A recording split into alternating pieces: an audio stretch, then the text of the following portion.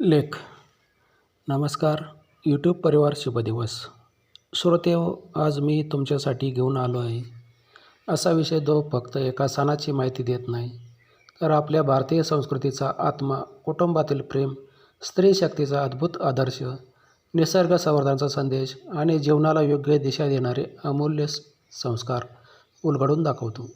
दिनांक 29 जून 2026 सोमवार हा दिवस आपल्या संस्कृतीतील अत्यंत पवित्र दिवस आहे.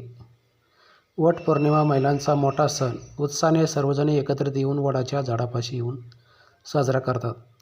हा सण केवळ व्रत, पूजा किंवा परंपरा नाही, हा प्रेमाचा उत्सव आहे, निष्ठेचा आदर्श आहे, कुटुंबाच्या एकतेचा संदेश आहे, निसर्गाबद्दल कृतज्ञता व्यक्त करण्याचा दिवस आहे आणि जीवनाला खऱ्या अर्थाने समृद्ध करणाऱ्या संस्काराचा उत्सव आहे.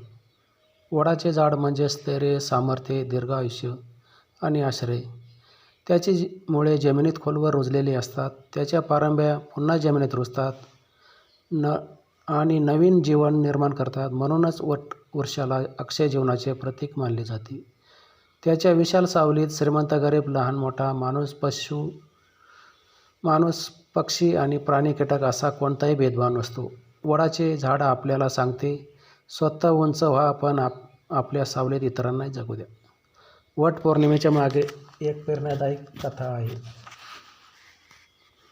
पूर्वी प्रत्येक गावात विशाल वडाचे झाड असायचे. प्रवाशांना सावली, मुलांना सुट्टीच्या दिवशी सूर, पारंबी खेळायची विलक्षण आनंद मिळायचा. पक्ष्यांना घर, जनावरांना विसावा आणि गावाला थंडावा देणारे हे झाड लोकांच्या जीवनाचा अविभाज्य भाग होते. पूर्वजांनी त्याला देवत्व दिले कारण लोकांनी त्याचे संरक्षण करावे. ही पूजा म्हणजे अंधश्रद्धा नाही, ती निसर्गाविषयी कृतज्ञतेची भावना आहे. त्यामुळे महिला वडाच्या झाडाला दोरा गुंडाळून 7 फेरे घेतले जाते.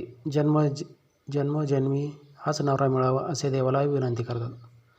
आज पृथ्वी तापत आहे, जंगले नष्ट होत आहे, नद्या आटत आहे, हवा प्रदूषित होत आहे. अशा वेळी वट पौर्णिमा आपल्याला सांगते, फक्त झाडाची पूजा करू नका, झाडे लावा, जगवा आणि जपा. एक वड, एक पिंपळ, एक कडुलिंब किंवा एक स्थानिक वृक्ष लावला तरी पुढील पिढ्यांसाठी आपण अमूल्य ठेवा निर्माण करू शकतो. वड आपल्याला शिकवतं, मुळे मजबूत असतील तर कोणतेही वादळ आपल्याला डगमगवू शकत नाही. मोठेपणा म्हणजे अहंकार नव्हे, इतरांना आधार देणे, संकट आली तरी खंबीर राहणे, स्वतः जगणे आणि इतरांनाही जगू देणे, निसर्गावर प्रेम करणे, स्वतःच्या भविष्यावर प्रेम करणे. आज कृत्रिम बुद्धिमत्ता, मोबाईल, इंटरनेट आणि आधुनिक तंत्रज्ञानामुळे जग जवळ आले आहे, पण मन दूर जात आहे. मोठी घरे उभी राहत आहेत, पण मोठी माणसं कमी होत आहेत. माहिती वाढत आहे, पण संस्कार कमी होत आहे. म्हणूनच वट पौर्णिमेला आपल्याला सांगते, आधुनिक व्हा, पण आपल्या संस्कृतीची मुळे कधीही सोडू नका.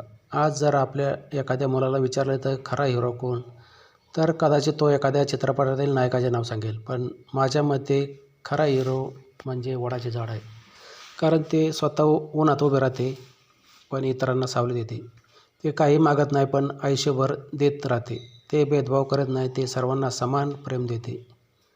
प्रिय मित्रांनो, वट पौर्णिमा हा केवळ सण नाही, तो जीवनाचा जगण्याची दिशा आहे.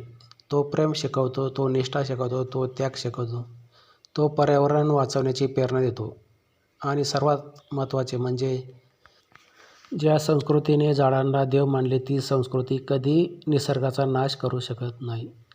चला, या वट पौर्णिमेला आपण एक संकल्प करूया, एक वृक्ष लावूया, एक नाते जपूया, एक चांगला संस्कार पुढे नेऊया आणि आपल्या पृथ्वीला अधिक हिरवीगार बनवूया. जर हा लेख तुमच्या मनाला स्पर्श करून गेला असेल तर लाईक करा, कमेंट करून तुम्ही तुमचे विचार नक्की सांगा. हा लेख जास्तीत जास्त लोकांपर्यंत शेअर करा आणि अशाच प्रेरणादायी, संस्कारमय व समाज प्रबोधन करणाऱ्या लेखांसाठी आपल्या चॅनेलला सबस्क्राईब करायला विसरू नका. तुमचा एक सबस्क्राईब हा फक्त आकडा नसतो, तो लेखकांच्या लेखणीला मिळालेला आशीर्वाद असतो. धन्यवाद. लेखक रमेश शेळके.